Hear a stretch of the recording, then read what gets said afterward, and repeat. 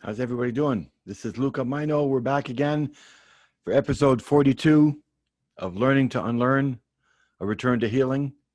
And it's all about healing naturally from supposedly two cancers.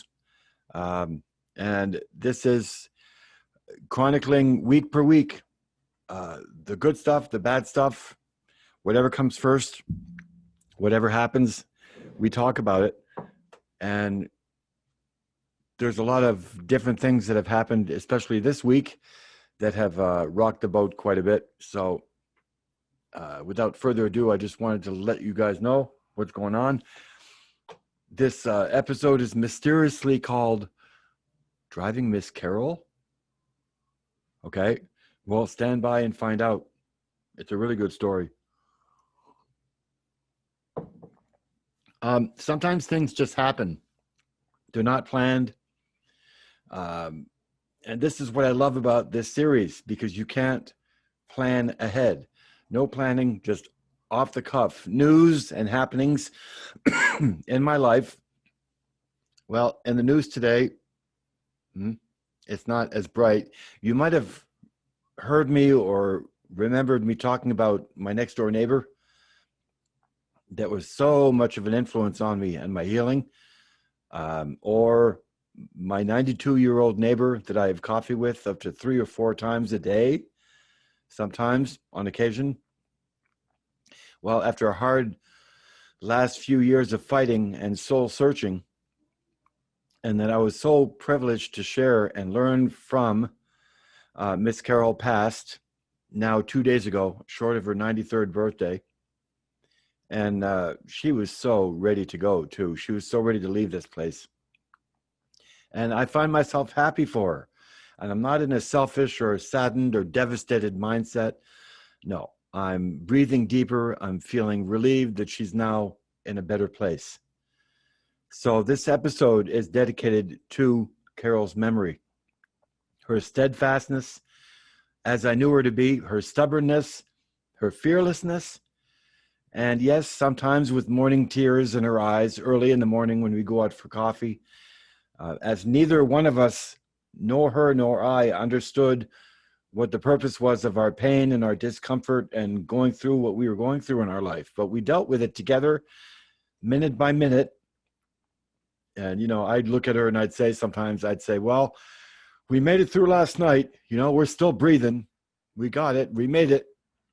And we would keep going and keep going. And all of this has such a big positive effect on my healing.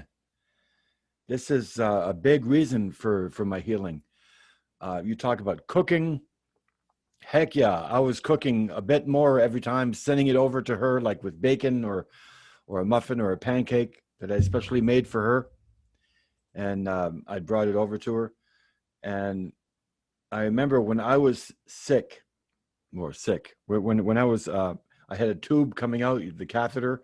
I had just come home with it, and I had a bag, and every movement was like a 200 or 300 volt shock. I hear a knock on the door, and I'd open the door, and she would be there with a coffee, with a 3-course dinner sometimes, hobbling over, giving it to me, and she wouldn't come in. She would not come in. She would come to my door with these dinners, and, I remember I could hardly move. And I remember it was just, we're sharing left and right. We're always doing stuff for each other. It's so natural that this morning when, I was thinking of making bacon, and it's like, oh, you got to give one to Carol. No, you don't. You don't have to give one to Carol because she's not here. She's gone. So by sharing this with you, what I'm trying to get to everybody is that we're doing exactly what we believe to be right and to be compassionate. And Carol was always there reading her Bible. And here I am, a 25-year-long researcher and truth seeker, healing myself of 2 cancers. It was a perfect match. And it was a symbiotic relationship, like her daughter used to say. And the family was so happy with that. They're treating me like family members. And it was a real treat It's a real honor. And I was able to stay with her until she passed. And it was quite an honor. So, sharing her wisdom and sharing her teachings and what she used to say and how she used to tell me to shut up and take it, or, either deal with it or don't talk about it, just straight up. And there was no nonsense coming from either one of us. And yeah, that's when I started to learn how to talk less and listen more. Like the natives say, you have 2 ears and 1 mouth for a very good reason. And so I suppose I should tell you what the title of the show is, because people go, Driving Miss Carol, what's that? Have you guys ever seen the movie Driving Miss Daisy? You should. And I should too, because I've only seen bits and pieces. But when it came to the point between a year and 6 months ago, when the family wasn't always around to help to drive her around, what did I do? I drove her around, and the first thing I thought of was that movie Driving Miss Carol, and that's what the joke became.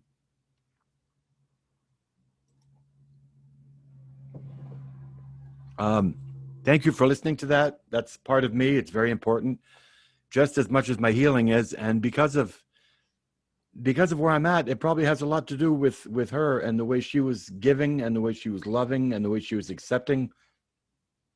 And it really, really helped. So now there's like a big hole. There's nothing to do. There's nobody to go over there for. I'm always attracted to go over next door, and no. So it's a new life. It's a new life, and I'm sure she's happy for me, and I'm so happy for her too. As far as the updates go, well, like last week, I'm still very sluggish, and I understand that, I realize it's not because it's something specific that you can point to. It's just a lack of energy. It's hard to explain. It's like my title of the other show that I did. It's like a deflated tire, temporarily deflated tire. No loss of appetite, and I'm drinking well. There's no change in the sleep pattern either. It's every 2 hours I'm woken up to go to the bathroom, and it's hard to sleep, but I'm getting used to it. But now the days are getting cooler, and with less humidity, I can function better.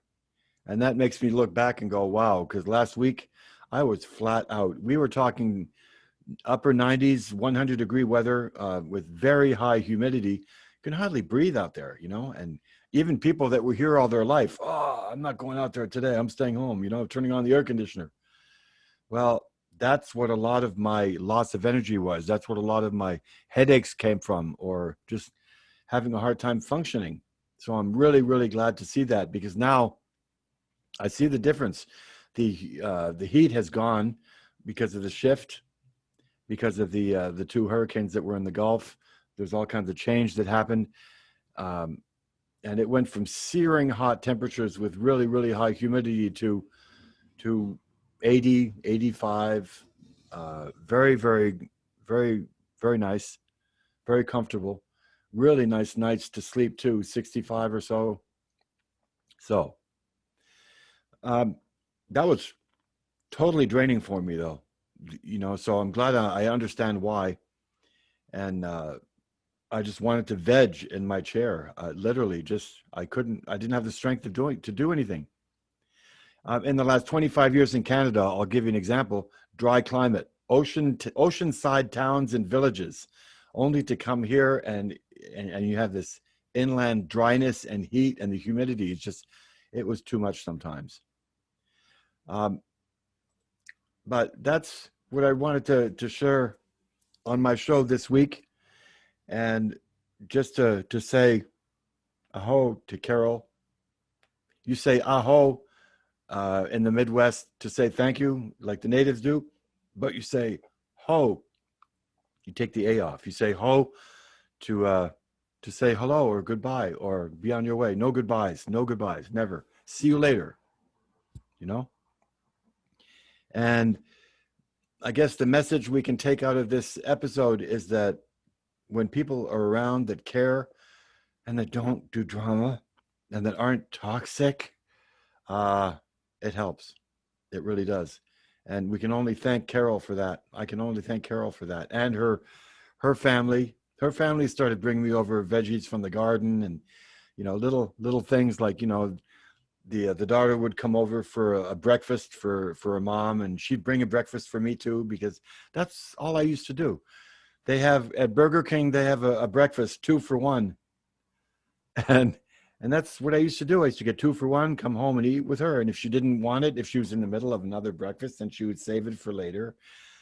And I built my life around taking care of the elders, which is what we should be doing, not throwing them away and locking them up in some old folks home or nursing home. No, in the Native American way, they came back home and the circle was complete. They came back home and we took care of them. The family took care of them till they passed. And that was it. There was nothing more beautiful, nothing more rewarding, or, it was a privilege to be able to do that. You're giving back the love and the nurturing and, the care that they gave you. And that's why they always say it's a circle. So thank you so much for listening. And this is a pretty different series than what I've ever done before, but I'm enjoying it.